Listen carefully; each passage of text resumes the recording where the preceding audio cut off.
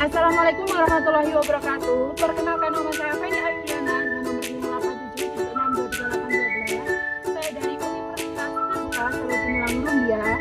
Pada video kali ini saya akan melakukan praktikum 2 ekosistem. Ekosistem dibagi menjadi 2, yaitu ekosistem darat dan perairan. Untuk alat dan bahan yang digunakan yaitu alat tulis, kaca pembesar, barometer dan termometer, dan lingkungan sekitar.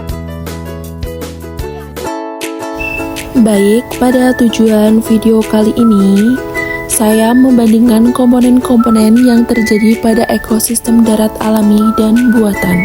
Ekosistem adalah suatu sistem yang terbentuk karena adanya hubungan timbal balik antara makhluk hidup dengan lingkungan hidup dan di antara keduanya tidak bisa terpisahkan. Ekosistem terdiri atas komponen biotik dan abiotik. Komponen biotik terdiri dari produsen, tumbuhan, konsumen, hewan, serta dekomposer pengurai. Sedangkan komponen abiotik terdiri atas bahan organik, bahan anorganik, dan iklim.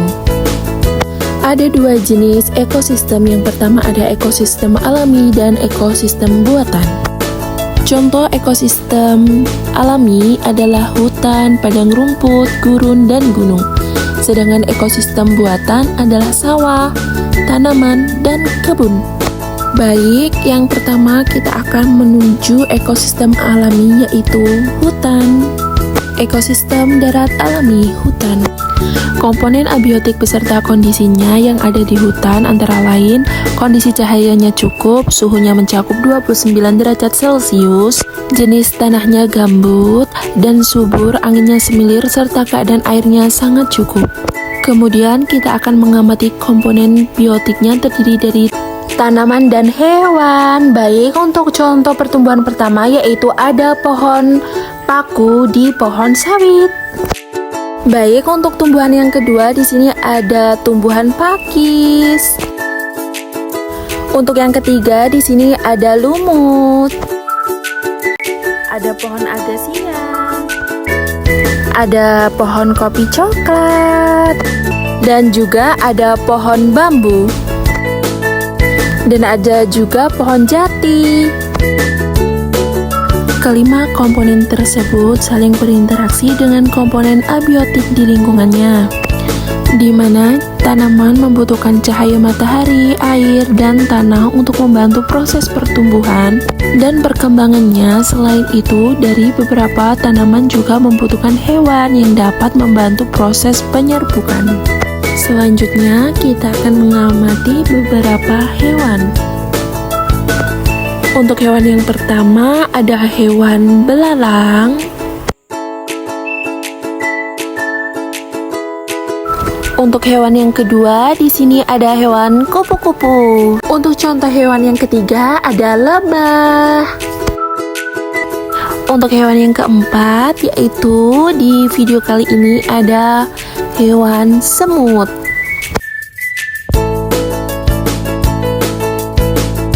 Baik, pada video yang kelima ini, di sini ada hewan capung. 5 hewan tersebut tadi berinteraksi dengan komponen biotik dan abiotik dengan lingkungan sekitarnya. Mereka membutuhkan air, oksigen, dan makanan untuk terus bertahan hidup. Dalam hal ini, tumbuhan sebagai produsen dan hewan sebagai konsumen. Selain itu, terdapat juga dekomposer atau penguraian. Mereka adalah makhluk hidup yang memperoleh dengan cara menguraikan sisa-sisa makhluk hidup lainnya yang sudah mati. Nah, di dalam ekosistem hutan ini, penguraian yang ditemui yaitu ada jamur, ada bakteri, dan juga cacing. Selanjutnya kita menuju ekosistem darat buatan, yaitu sawah. Baik, komponen-komponen abiotik yang kita amati seperti cahaya. Cahayanya yang sangat cantik, bagus, indah, dan juga terik, suhunya mencapai 29 derajat Celcius. Tanahnya ada yang basah dan juga ada yang kering, anginnya cukup semilir dan kondisi airnya cukup banyak. Adapun komponen biotik yang kita temukan pada ekosistem sawah yaitu Yang pertama ada padi, yang kedua ada rumput,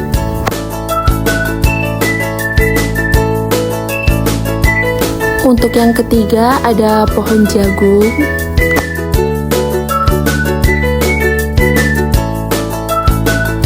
untuk pertumbuhan yang keempat ada tumbuhan putri malu.